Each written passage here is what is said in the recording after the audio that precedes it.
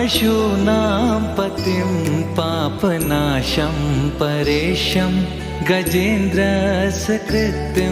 वसानं वरेण्यं जटाजूटमध्ये स्फुरत्गाङ्गवारिं महादेवमेकं स्मरामि स्मरारिम् महेशं सुरेशं सुरारार्तिनाशं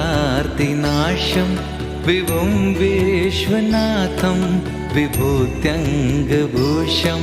विरूपाक्षमिन्द्वर्गवहिनी त्रिनेत्रं सदानन्दमीडे प्रभुं पञ्चवक्त्रम्